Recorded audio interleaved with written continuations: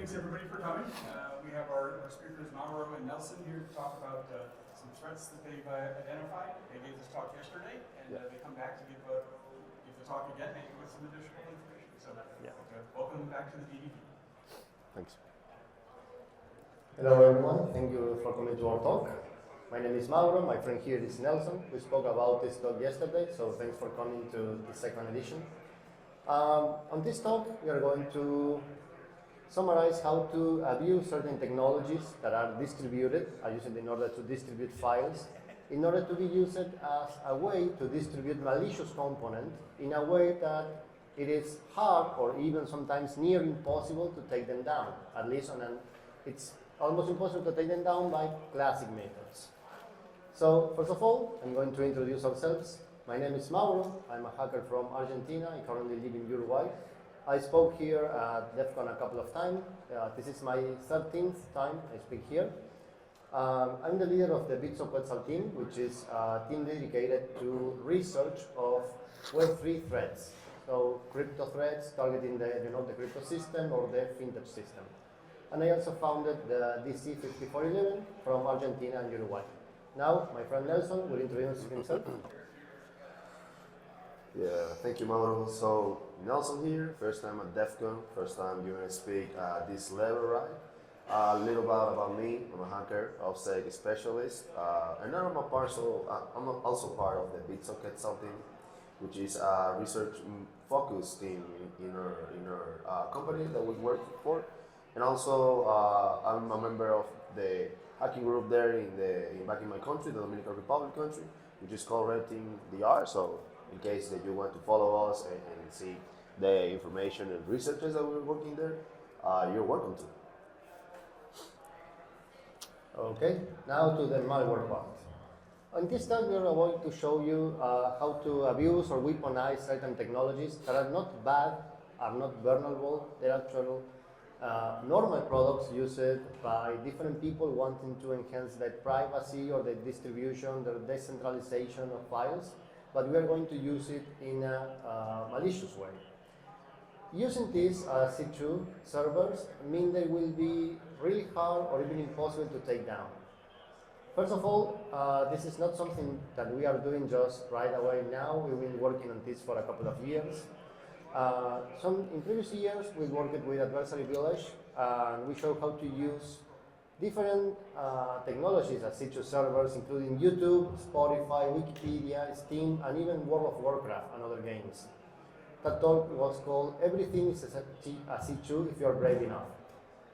Also, we presented this a second edition in Texas Cyber Summit, an old conference in Texas, where we used Discord, which is now pretty much the standard for newborn threat actors or new threat actors, Slack, DNS records, which actually is something that became very viral in the last few months about a ransomware strain using DNS records, and also Cube, which is a first-person shooter game.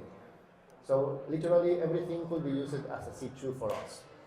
And last year we presented at Adversary Village how to use off-chain NFTs as malicious relays. In this case, we are going to take out from where we left at that talk. We were using or abusing IPFS in order to distribute different malicious components. On this talk, we are going to abuse 4 kinds of technologies. IPFS, which is a distributed file system. NFTs, which is a way to use calendars, Google Calendars specifically, as a storage solution. Cloudflare R2, which is a way to use buckets in a distributed way and behind Cloudflare. And Codex, which is a new way to use file system distribution using a local blockchain. Let's start by IPFS. IPFS is a solution trusted by very big players like NASA or Lockheed Martin. And actually, a lot of big actors rely on IPFS, including OpenSea, which is NFTs' #1 market. It is distributed by design. There's no a single point of failure. It is oriented to have decentralization and to have high speed transaction and to be able to retrieve a file distributed across the world almost instantly. It's easy to chunk and retrieve large payloads. It allows us to have certain flexibility when working. And sometimes certain providers of IPFS reward you for hosting and sharing a file. And they reward you using something called Filecoin, which is a crypto that it's rewarded to you by sharing files. If you combine this kind of supply demand and also this rewarding system with also the scarcity of a file, you will end up with an interesting result. For example, if you ask to take down a file from IPFS, it's not something that could be done immediately. It's something that actually, since this file is distributed all across different nodes, you will have to wait for each node to unpin that file in order to it not to be publicly available. The problem with this is that most of the providers actually do not take action immediately. They will ask you to wait for a certain time or to reach a certain garbage collector size. Say, for example, we will take down this file, but we do this every 15 days, or we do this every time 10 gigabytes of data is requested to be deleted across all the files that are requested to be deleted. So this is not immediately. So we can abuse this in a very special way. These things that you're seeing here are actually pictures of my dog, but these are not cute pictures of my dog. Actually, those are NFTs stored on OpenSea. But since they are stored on OpenSea, OpenSea only stores on-chain the NFT contract. All the metadata, all the manifesto of the NFT, which is a JSON file, and the picture associated, is actually distributed on IPFS. And IPFS, again, it's distributed. And OpenSea does not check, does not validate that the picture does not have steganographic messages or malicious payloads in its metadata, in its exit metadata. This means that all these docs that you see here actually contain malicious payloads. Let's see one NFT manifesto. This one is stored via OpenSea on IPFS. It says name ransom retriever, description B64 pipe and something. The B64 stands for base 64 actually. Everything after the pipe is an encoded string. And you will say, okay, Mauro, I know how to solve this. We will go against IPFS.io, the URL on top. That actually won't do anything. IPFS.io is an IPFS browser. It allows you to take a look at an IPFS node or IPFS hash. If you go against them, it's like going against a blockchain explorer because they are showing you data of a transaction. That's actually not how it works. So we created this malware that actually will try to look up for an IPFS node, download its content, see if it has any compatible payload on base 64 or ROT 13 or whatever, and execute it. This that you are seeing here is actually one of those pictures of my dog being requested by the malware. It decodes the string, and when the string is decoded, it will say like, you know, Terraform plan that will try to say you, okay, we are going to do this. This is like planning in Terraform. It will say this malware will use this server as a C2. We will attempt to run the code below, and the other actions that you see below are actually fake. We are not going to encrypt, we are not going to wipe, we are not going to open a reverse shell. It's only for example. And once you can look for two things. For the NFT manifesto, the JSON file that you saw before, and also you can look up for a picture itself. If you request a picture, it will try, the malware will try to decode the exit metadata and also the steganographic messages. And here's the first demo. Give me a second because I have downloaded it to my laptop. What you will see here, give me 1 second. What you see here, it's on top, you will see the malware written in Ruby. The terminal below has the command and control server. Just for the sake of not hurting anyone, we have coded everything to localhost, but you can pretty much put any URL or IP address there. We will try to download an IPFS distributed file and execute it. Everything that we executed there on that terminal will go to be exfiltrated to the command and control server below. As you see, let me pause here real quick. We request a picture, and it says, okay, sorry, a picture no, this is a manifesto. We download it, this is the IPFS URL that you see here, And again, you can go against anyone on IPFS. You can say, okay, this person shared the file, because there are many nodes distributed. And even if you request a file to be deleted, every single node has the right to comply or not. So somebody could say, I'm not going to delete the file. You have to go against me legally. Come find me. Come take it. That's the problem. So we will execute it. And once again, you will see all the traffic coming from legit websites. If you have used OpenSea, you will see all the traffic coming from OpenSea attacking you. This is something that was reported on time and was called as informational. So even up to this day, the NFT collection is up and working. So this is the hash, again the IPFS hash, -1, this means the first object in that node, and it will run whoami, ID, and hostname that will be leaked or exfiltrated to this one. In this case, it is almost immediately because we are running on local host, but it could take some time. As you see, whoami, my user, my group ID, the hostname of my machine, IP address, and some other kind of things. Moving on, this again poses new risks because decentralization makes it harder to take authorship of different attacks. You could think that this kind of things may be super specific or maybe highly specific, but actually anything could be used as a C2. And this is what my friend Nelson here will speak about, and why you can block Google Calendar. Yeah, thank you, Mauro. Keeping it going with the same concept, everything can be used as a C2. Even though we are talking about OneFS, just to give you a little bit of context, OneFS was built by Lucas Belikov, and you can find here the repository to the GitHub project. This madman, just decided to create a file system using Google Calendar, and this gave us like the idea on how we can abuse this to create a kind of C2, right? What are the key advantages that we looked for and we decided to also use Google Calendar for? Well, it's easy to set up. You just need a Gmail account and you already have access to whatever you need to set this up.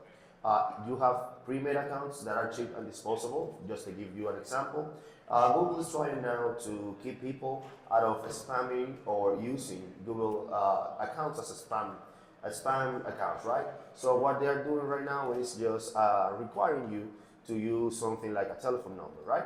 The issue is that, for example, me, in my case, I'm from the Dominican Republic. In the Dominican Republic, it's really easy to just get a disposable SMS, like $2, $1, depending on where you get it. So this is basically easy to bypass. Imagine if a nation state threat actor can get a lot of funding, they can set up an operation in which they can go quickly rotating through accounts, right? Also, no one blocks Google Calendar traffic. In case that you want to test it, you can try it in your organization and see how it goes. You don't need no infra, no domain, no DNS. You don't need anything from that because Google is already providing you with the infrastructure that you will need to run this kind of operation. And as I said before, it's replaceable basically at zero cost because honestly, you can get those bypassed really easily and really cheap. So understanding what OneFS is doing is basically, well, when you go to the repository and try to understand it, they will tell you that this is just a full project that he did because he has free will, which is amazing, but it's already complicated to understand. But what we're doing here is just basically using the event from the calendar and using the calendar API that Google provides. So what we're doing right now is we're creating an event which is called HR Meet. This can get created, right? And we're putting the payload in the description. Now, here's the issue with this. Not the issue with the feature, right? Because this is not the issue. It's a feature. You can create this event and share it between many people. And many people will have already the access to the event ID. The event is created and it has the persistent. Even though I created the malicious event and I share it with Mauro, if my account gets taken down, Mauro still has access to the event. So there's no like, okay, I deleted the persistent or the information or the payload, whatever you want to put here. And this is just to highlight or showcase what we're doing here, which is basically sending a payload in base 64. This is pretty, I will say, simple to understand, but you can get creative with this. Remember that the creativity is basically what we use for everything in hacking, right? So you can get creative here in the description. And for example, in my case, I don't know you guys, but in my case, whenever I get a meet, I just look for two things, which is the URL to the meet and the password in case I need one. You don't read the description. Now, Google has a very long, a long limit for the description. I was testing it and I was able to create like 6-7 paragraphs on Lorem Ipsum, just like putting information there. And imagine if you can create something here which is like 8 paragraphs long, and at the end you put the payload. You can also treat people with the URL, the password, whatever you want, but at the end of the day, you can pass information through here and pass payloads through this. Yeah, it can get taken down when people see it, but in this case, you can do basically whatever you want. You can, for example, simply have the payload here and have different calendars for different organizations. This is actually, this has a lot of potential to be used in an operation, right? So this is how it looks. We can take the important information from here. Even though, well, Google tries to hide it, but it's easy, you can get this information easily. What information I'm referring to? It's basically the event ID, which is what we're going to need in order to access that information that we're going to retrieve, and the calendar ID. The calendar ID is that, I said previously, when you create a Google account, Google set you with things from their framework or infrastructure, right? One of those is a calendar ID. The calendar ID, you can share it between people. This is what basically creating an object and sharing access to it. You can give different access to a same calendar. For example, you can give a person access to read events that you have, create events on the same calendar. So you can start to get the picture or the idea of how this can be abused, right? For example, if you want to create multiple campaigns for different organizations, you can create different calendars, and those calendars will have different calendar ID, a different event ID. Each one will basically be running whatever information that you want to obtain from the organization that is the victim, and you can save that information into the calendar. So you have multiple calendars respectively to different organizations or victims. And this is the demo. Basically what we're doing here is I'm sending or to R2, we're sending this link. This link can be obtained in the previous image. This is just basically in an event. You go to edit the event and you will get this information. You just need to copy the URL and you will take the important information, which is the calendar ID, which is this one. And at the end of the line, we can see the event ID. This event ID is what persists over time. If your account gets deleted, well, this is going to be replaced, but the event ID will be created and will have some kind of persistence. So in this case, what we're looking for is look at the name of the event, which is, hey, this is a HR meet, and the payload. Even though the payload is basically the description, this is the part where you can get creative and simply add some regex to just take a specific part of the description or whatever you want. This is the code that we're going to be running. Mauro already explained what we're doing here. And let me show you how it will look, right? I need some help with the video.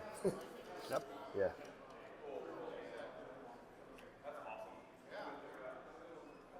Oh, Yeah, so same as before, we're running this locally.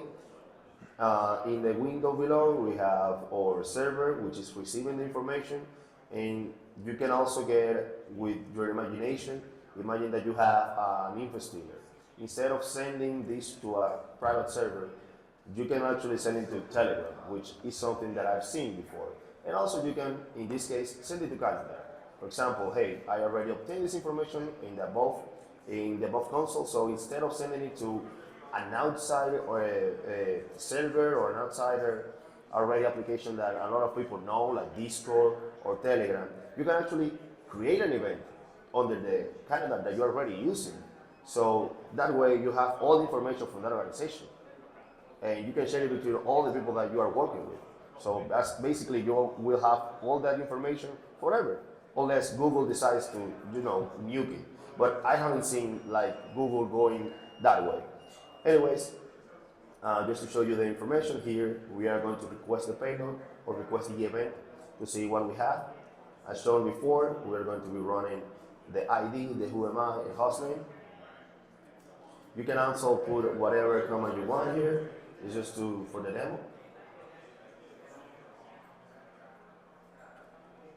This is going to be the payload, which is the description of the event,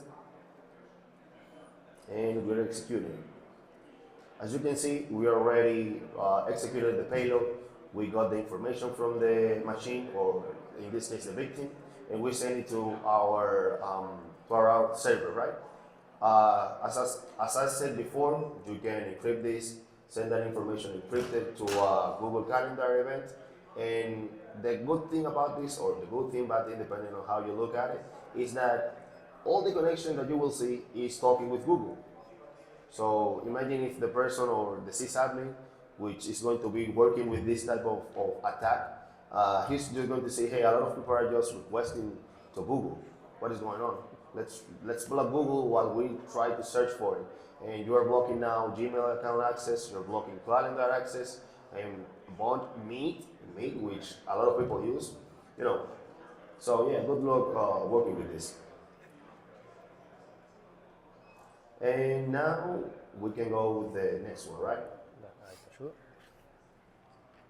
Which is R2.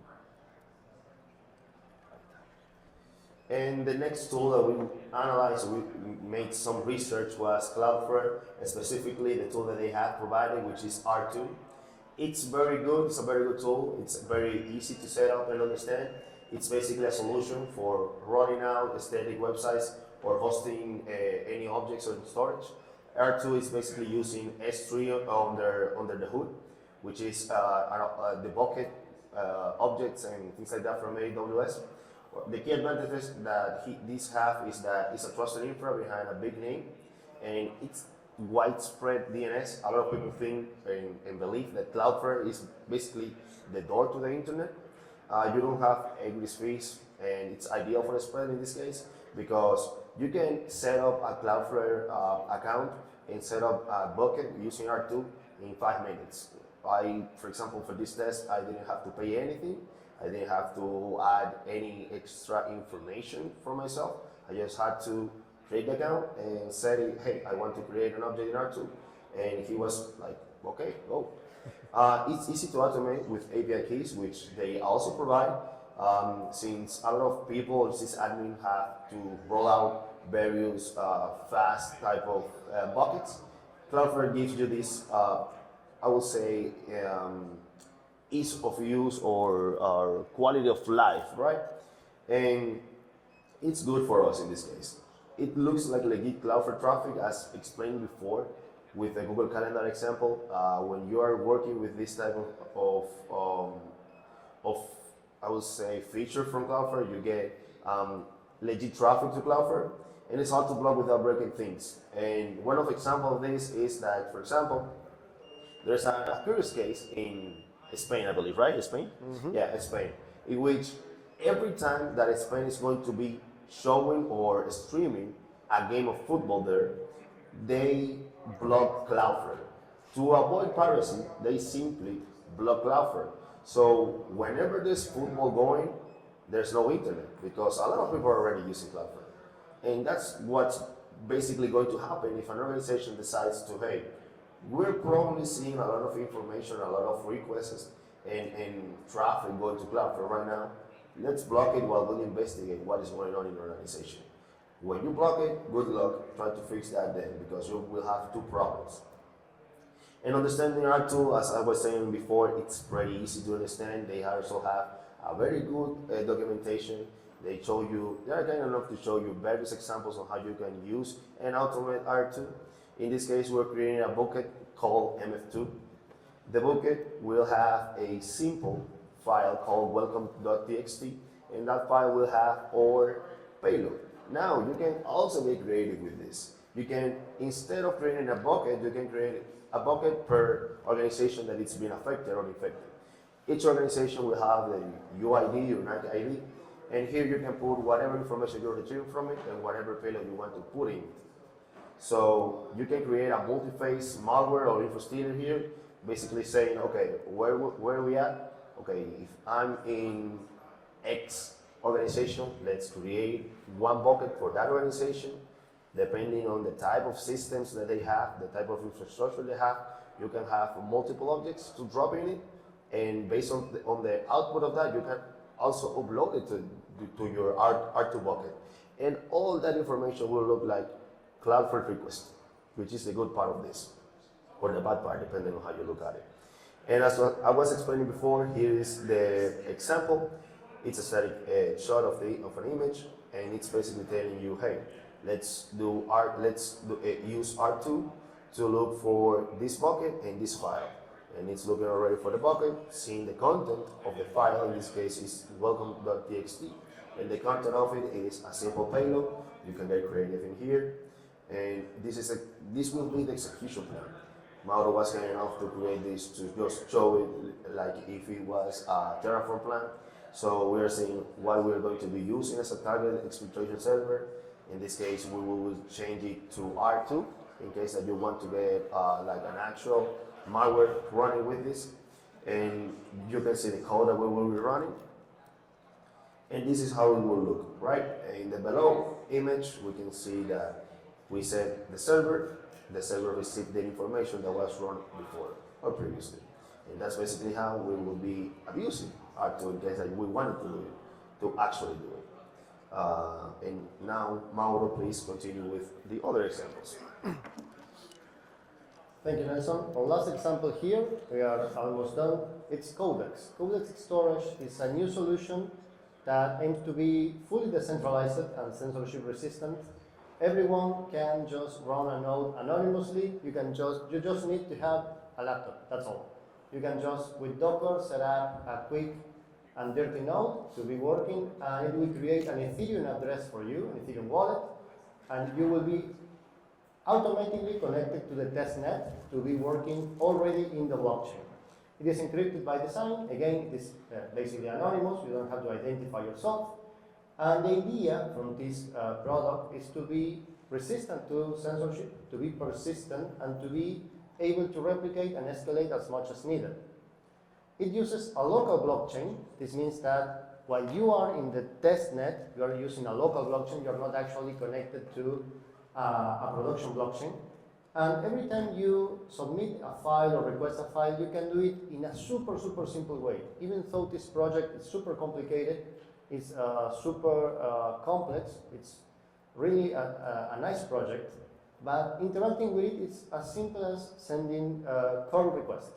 You want to submit a file, like my golden retriever picture. Okay, you use curl, post, and you just send the file. Every time you send a file, you will receive a hash. This is not the hash of the file. This is the hash that identifies the file inside the index of the blockchain.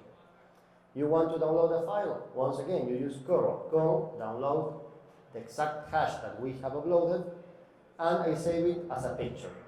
As you can see, I want to double check if it is a picture, if actually nothing went missing or acted up during the process. We receive a picture. Just in case I run a checksum on both of them, a hash to compare them. So the blockchain does not add anything nor takes anything. This means there's no sanitization. Whatever you put there in the blockchain is whatever you send, is whatever is going to be visible for the rest of the user. So once again, instead of just saving just a file, we also send TXT, the same contents as the original NFT manifesto that we had before in the first example, which contains, again, a malicious description. We will send both the picture and the TXT file. One is more obvious than the other. If we send the picture, it will detect it as a picture and try to look for the exit metadata and any steganographic message that is encoded inside. It will automatically decode it and execute it. Now, we can also send the TXT file. The point here is that Codex is not vulnerable as it's not IPFS or Google. It is people that are creative to abuse these kind of solutions to conduct malicious activities. And that's how we got to our conclusions. We are not going to teach you how to build your own bulletproof server on Eastern Europe, at least not today. But basically, what we learned from this talk is that every time you have a nice project like Codex, something that you are proud of showing to the world that you want to build, there's always people waiting for it to be released, to use it because they like it, but there's also a group of people waiting for you to release the software to abuse it. So what we want with this kind of talk is to generate like a consciousness that these things will happen eventually. It's better that this happens publicly here so people will see and say, yeah, that's something that we might take as a use case. We might see how we can add some boundaries, some safe rails for this to not happen in the future. But it's something that also threat actors know and abuse every day. You will see malware now using Discord, Telegram as the de facto C2 server, especially on, let's say, over-the-counter malware. You know, those homemade malwares that are publicly advertised on forums. Most of them use that kind of technologies as C2. But some others also try to hide themselves among real noise, real users doing the daily things, and behind real names, real good names like Cloudflare or Google. Now, try to put yourself in the shoes of a sysadmin or network admin trying to block this request coming from Google, from Cloudflare, or from an anonymous node inside Codex or IPFS. It will be hard, it will be something nasty actually to deal with.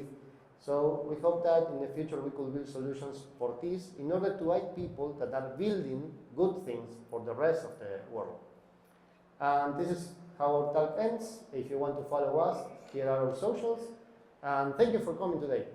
If you have any questions, more than welcome.